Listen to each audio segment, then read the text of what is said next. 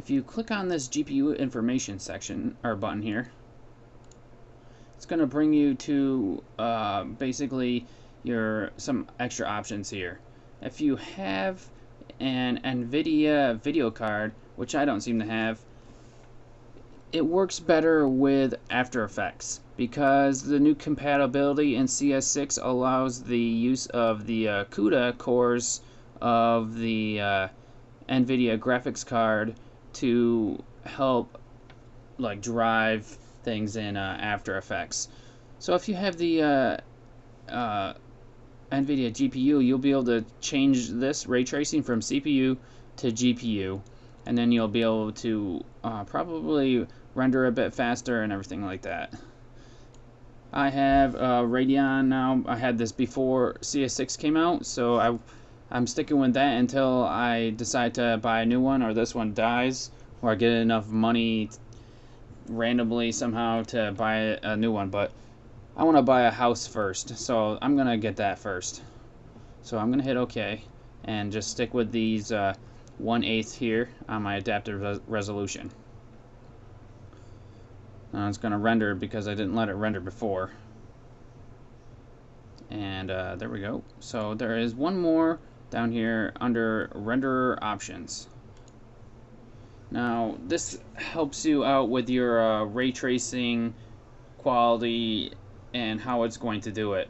You can read this section here, which I encourage you to do. I'm not going to read it for you because basically what it says is that the higher you set up your ray tracing quality, the more noise it's going to take out, but the longer it's going to pretty much it's going to take a longer time to compute and render every time.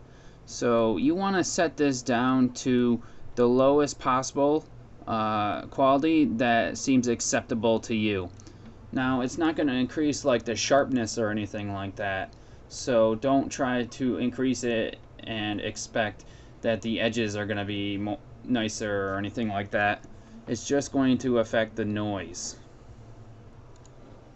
This drop down box here has a few different sections here. We got none, box, tent, and cubic, and these are the anti-aliasing filters. And with ray tracing, rays are fired into the pixels to produce a render image, and it shows off the texture and everything like that. So you've got these different types of methods here where the result kind of will look a little better in quality, and these go from worse quality to better quality there. So the anti-aliasing filters control the amount of blurriness. None here, it'll give the sharpest result, but the edges may be more aliased, which means they're a little more jaggedy and stuff. But the other ones these ones here, they give blurrier results, but the edges aren't going to be all aliased for you. So hopefully that made sense and I explained it a little bit. I'm going to hit OK. And I just wanted to let you know that this menu here is new in CS6. If you look at it in CS5, there's going to be different menus. So if you remember, or if you have CS5 now, there used to be a section that was off, wireframe, adaptive resolution, which had a dash that said OpenGL off, OpenGL interactive, and OpenGL always on. So most people didn't like OpenGL at all in After Effects. So that's kind of why they got rid of it in here. They would always put it on adaptive resolution. So if you have CS5, keep yours on adaptive resolution for the most part. You don't really want to use the OpenGL. That's going to be it for this tutorial.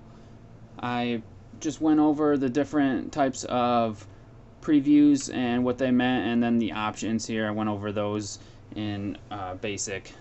So hopefully you guys figured out what I was talking about and it wasn't too confusing. Thank you for watching. Give it a thumbs up if you liked it, a thumbs down if you thought it was horrible, and I look forward to seeing you guys in the next tutorial.